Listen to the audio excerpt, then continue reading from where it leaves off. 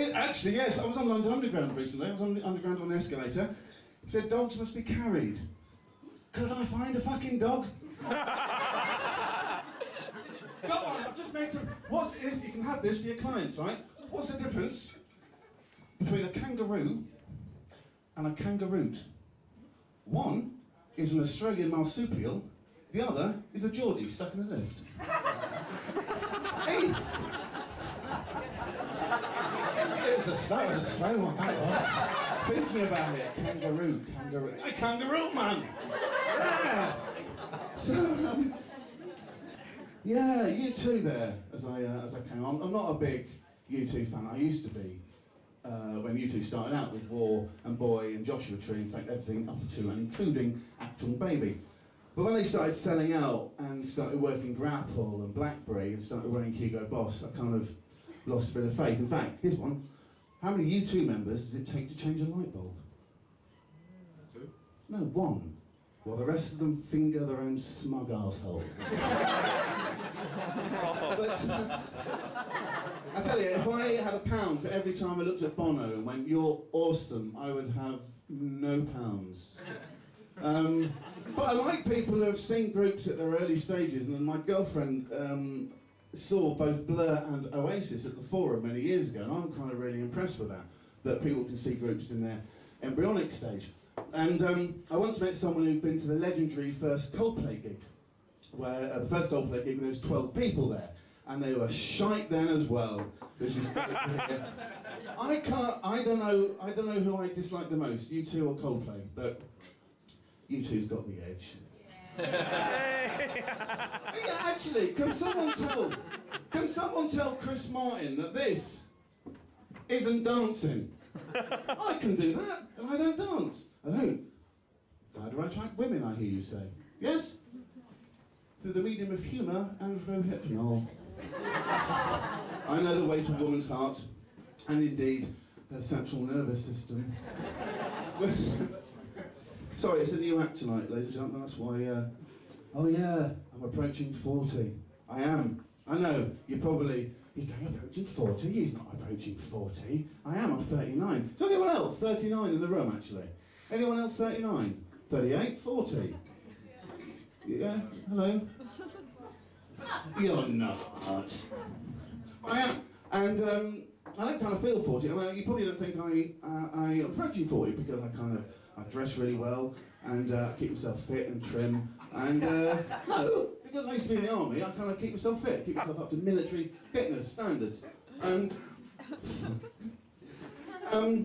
the one thing I thought, I'm approaching 40 the other day, and I realised this when I actually got a bit of a boner on realising that Homebase had joined Nectar Card scheme. Fucking made up I was, because I've got 7,500 points. I've calculated that if I do one small shop at Homebase and 2 big shops at Sainsbury's, I'll have 10,000 Nectar Card points, which can get me 2 cinema tickets. Come on! But I used to, I'll confess, I used to have a mild drug problem, I have to say. Many years ago when I left the army, I had a small drug problem. I don't now have a drug problem because I've got money. But but no, because it's kind of common with people leaving the forces that they have an army career which doesn't involve drugs. They leave and then they kind of discover drugs. And I left the army at 25, moved to London. And I was going, "Hello, I'm Stephen Upsall, just left the army, 25. They went, "Have you done drugs?" I went, "No, I've been in the army. We don't do drugs in the army." I went, "Have these. Smoke that, put that on your tongue, snort that." And it was fantastic. And I thought, this is brilliant. I'm kind of making up for lost time. I've done like 7 years for Queen and Country, and now I want to enjoy myself. And it got a bit too much, really, in the end. So I did that talk to Frank. You know, talk to Frank. No, I did talk to Frank, and he lives in High Brooms, drives a Range Rover. I tell you, that fucker can get anything. I'll tell you. And he delivers, and in a credit crunch as well, you know. Oh, he's so nice to go. But no, my cousin is an example, and let this be a lesson to you. My cousin is an example of what can happen if you do get involved with drugs. In his case, a Porsche and a fucking big house. But, But no, I don't do drugs anymore. Drugs leads to nowhere, doesn't it? It leads to nowhere. It just takes a very lovely scenic route.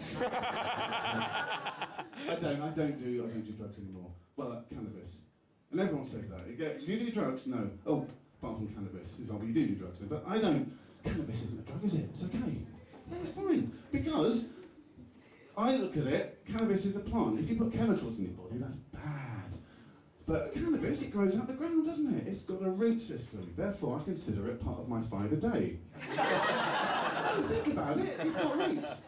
I tried telling my girlfriend that protein and natural enzymes is part of your 5 a day, but she wasn't swallowing that. But, oh, enough. Ladies and gentlemen, are you ready for your first headline star turn of the evening?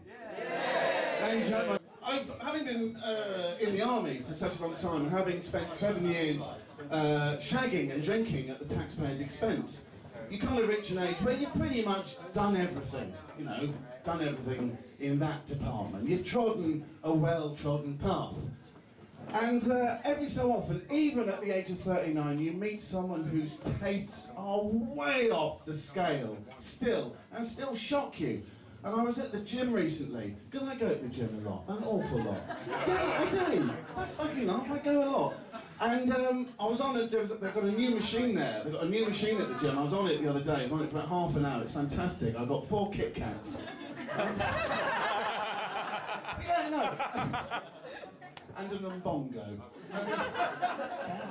But no, I got chatting to someone and it was like, all right, yeah, chatting. Come out for a drink? Yeah, let's go out for a drink. We started dating. We started having a couple of dates. And there comes a point where she comes back to yours and you sit down and you have that chat. You have that chat about, what are you into then? What are you into? And I said, what are you into? She said, well, what I'm into is a bit off the scale. It's not to everyone's taste. I mean, look, it's cool.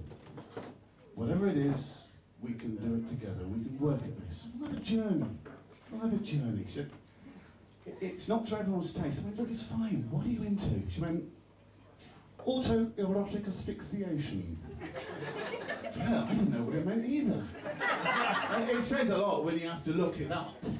I had to get my iPhone out and Wikipedia it, for God's sake. And when you have to look it up, the last time that happened was in 1990 with rimming.